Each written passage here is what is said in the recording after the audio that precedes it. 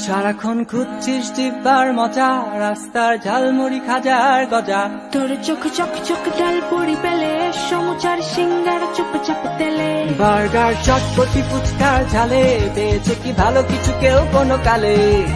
বন্ধুরা মিলে মিশে খেতে যদি যাস, ফ্রেঞ্চ ফ্রাই নামে কিনা আলু ভাজা খাস। তোদের নিয়ে তো দেখি অদ্ভুত জ্বালা, বিরিয়ানি শুনলে মুখে আসে লালা। খাওয়া শেষে হয়রান কোল্ড ড্রিঙ্কস খুঁজে, হাবি জাবি খাচ্ছিস নাকে মুখে গুজে। খাওয়া ভালো মানে ভালো, পুষ্টির গুণে কিরে তোর কেন মুখ কালো এই সব শুনে। ভিটামিন মিনারেল শর্করা দেহ, মাপ মতো আমিষটা খেত যদি কেহ। টেনশন নাই তার স্বাস্থ্যটা নিয়ে, খা খা হাবি যাবি আর কত খাবি, এসব খেয়ে শেষে কি হবি ভাই। Oh my dear, please walk with me until the sun rises back again. আসসালামু আলাইকুম দর্শক, কেমন আছেন সবাই? আশা করি নিশ্চয়ই সকলে ভালো আছেন। foodblog.com বাংলাদেশ চ্যানেলের পক্ষ থেকে আমি নাহিন চলে আসলাম ময়মনসিংহ মুক্তাগাছা। আর আজ আমি আপনাদের মাঝে তুলে ধরব কোন জেলায় বিখ্যাত কি খাবার পাওয়া যায় সেই আঞ্চলিক খাবারের ভিতরে। আজকে আমরা চলে এসেছি বিখ্যাত মন্ডার দোকানে। দেখতেই পাচ্ছেন ময়মনসিংহের সেই বিখ্যাত মন্ডার দোকান, যা হলো গোপাল পালের প্রসিদ্ধ মন্ডার দোকান। তো চলুন ভিতরে যাওয়া যাক। ওয়েলকাম টু আমাদের আজকের শো। তো দর্শক দেখতেই পাচ্ছেন মন্ডার দোকানে আমরা তাদের ঐতিহ্যবাহী, এই যে এখানে দেওয়া আছে ১.৫ শতাধিক বর্ষের ঐতিহ্যবাহী মুক্তাগাছার আদি ও অকৃত্রিম গোপাল পালের প্রসিদ্ধ মন্ডার দোকান। এখানে তাদের বংশ পরাক্রমে নামের তালিকাগুলো দেওয়া আছে দেখতে পাচ্ছেন। আর তাদের অর্জন বিভিন্ন পত্রিকায় তাদের যে ক্লিপগুলো সেগুলো আমরা এখানে দেখতে পাচ্ছি। এই যে পরিবেশ পরিচিতি ও গোপাল ও সমাজ বিজ্ঞান, এখানে বিভিন্ন জিনিস দেখা যাচ্ছে তাদের যে ঐতিহ্যগুলা।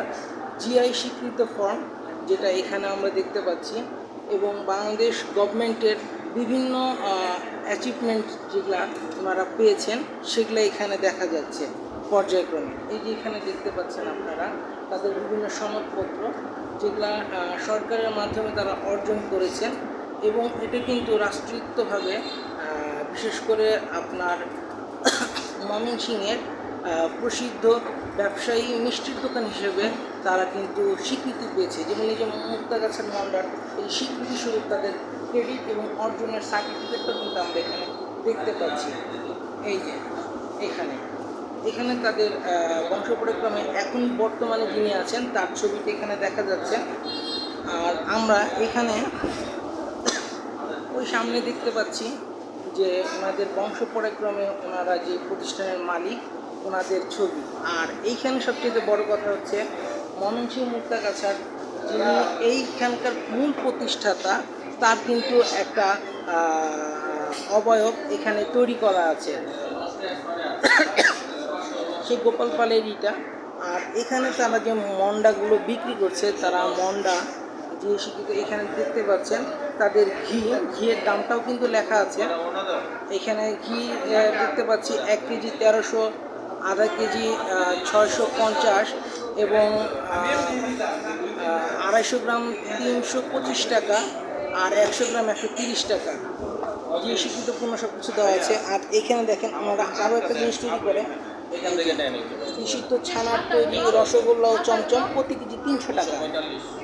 আর এছাড়া এখানে দেখতে পাচ্ছেন অনেক দর্শক চলে এসেছে, যারা এখানে ক্রেতা তারা এখানে কিন্তু প্রতিদিনই মন্ডার দোকান থেকে জিনিসপত্র নিয়ে খায়। আর এই যে তাদের এই মন্ডার যে প্রাইসটা সেটাও এখানে দেওয়া আছে। 1 কেজি মন্ডা 700 টাকা, আধা কেজি 350 টাকা, আর প্রতি পিস 35 টাকা করে, কেজি প্রতি 20 পিস, 1 কেজি প্রতি 20 পিস। তো দেখতেই পাচ্ছেন তাদের এখানে। আর ভিতরে তারা ওখানে তৈরি হচ্ছে। এবং আরেকটা জিনিস আমরা দেখাতে ভুলে গিয়েছিলাম, ওনাদের কিন্তু এখানে যত স্বীকৃত যে ক্রেস্টগুলো আছে সেগুলো এখানে দেওয়া আছে। আমরা তাদের মুখ থেকে শোনার চেষ্টা করব তাদের এই দোকানের বয়স এবং তাদের এই পথ চলাটা। চলুন তাদের থেকে জানা যাক। ভাইয়া, আপনার নামটা ভাইয়া? আমার নাম আশিস দাস। আচ্ছা, আপনাদের এই মন্ডারটা শুরু হয়েছিল কত সালে? শুরু হয়েছিল 1824 সালে।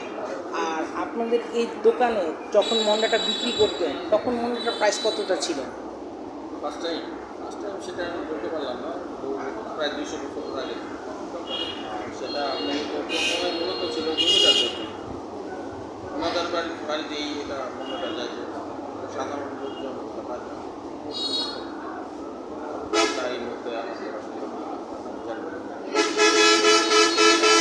আপনাদের এই মন্ডাটা এখন বর্তমানে কত করে আপনারা পিস হিসাবে বিক্রি করছেন? 30 টাকা 35 টাকা করে পিস। আর আপনাদের মন্ডার দোকানটা কটা থেকে কটা পর্যন্ত খোলা থাকে? সকাল 7:30 থেকে রাতে 9:30। আর আপনাদের এই মন্ডা কি বাংলাদেশের বাইরেও কি যায়? বাইরে যায়, আমরা পাঠাই না, যদি কেউ কাস্টমার দেখে অনেকেই পাঠায় বাইরে পাঠায়। আপনারা মন্ডা ছাড়া কী কী জিনিস তৈরি করছেন বর্তমানে? আছে চমচম, রসগোল্লা, তাকে আজকে নাই। ধন্যবাদ। তো শুনতেই পেলেন ভাইয়ার মুখ থেকে যে উনি বললেন আমাদেরকে যে ওনাদের দোকানে ওনারা যে যে জিনিসগুলো তৈরি করছেন সেগুলা এখানে আছে। যেহেতু ওনাদের বিখ্যাত হচ্ছে হলো মন্ডা, মন্ডা ছাড়াও এখানে আমরা আগেই বলেছি রসগোল্লা, চমচম এগুলাও পাওয়া যায়। তো চলুন আমরা সেই বাকি জিনিসগুলো ওখানে ট্রাই করব, সেখানে আপনার সাথে কথা হবে।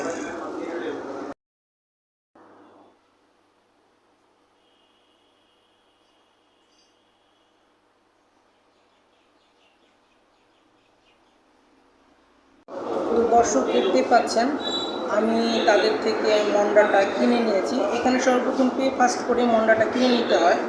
তো আমি এখানে 7টা নিয়ে নিয়েছি বাসার জন্য। এই 7টা পিসি আমি এখান থেকে একটু ট্রাই করে আপনাদেরকে দেখাচ্ছি। আমাদের রসগোল্লা এবং চমচম দুটোই এই মুহূর্তে নাই, সেজন্য দুঃখিত, আমি ওটা দেখাতে পারছি না। কিন্তু এখন আমি মন্ডাটা খেয়ে দেখাবো। এটা যতদূর জানা আমার, এটা তারা সিরাজগঞ্জ থেকে তাদের এখানে যে দুধগুলো আসে, সিরাজগঞ্জে যেহেতু প্রচুর পরিমাণে গো উৎপাদন হয়, তো সেখানকার দুধ থেকেই তারা মূলত এখানে তৈরি করে মন্ডাটা। মন্ডাটা কিন্তু মূলত ছানার তৈরি, আর এটা ছানা থেকেই তৈরি হয়। খেতে কীরকম লাগে সেটা আপনাদের সাথে শেয়ার করি। দেখতেই পাচ্ছেন আমার হাতে, বিসমিল্লাহ।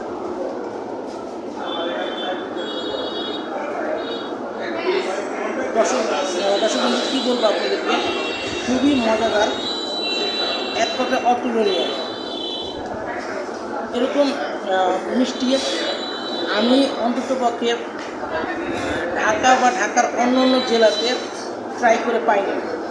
আর এটার বিশেষত এতটাই মজা যা এটা এখানকার প্রাচীন যুগে যিনি এখানকার রাজা ছিলেন তার এখানে এটা তৈরি হতো শুধু তার জন্য। তখনকার কোনো প্রজা বা এখানকার সাধারণ জনগণ তারা এটা পেতেন না। পরবর্তীতে এটা রাজার নির্দেশেই পরবর্তীতে মিষ্টিটা এখানে সাধারণ জনগণের মাঝে বিতরণ করা হয় এবং তখন থেকে মিষ্টির প্রচলন সাধারণ মানুষ পাচ্ছে। তো এখন আমরা সেই মিষ্টিটা ট্রাই করছি। মুক্তাগাছা বলতে গেলে মুক্তাগাছার সাথেই জড়িয়ে আছে বিখ্যাত এই মন্ডা নাম। আর সেই সাথে মুক্তাগাছার আরও বিখ্যাত হচ্ছিল এখানেই কিন্তু সেই রাজবাড়িটা। আমরা যেতে পথে আপনাদের সাথে সেই রাজবাড়িটাও দেখাবো, সেটা আমাদের অন্য চ্যানেলেও আপনারা দেখতে পাবেন ইনশাআল্লাহ।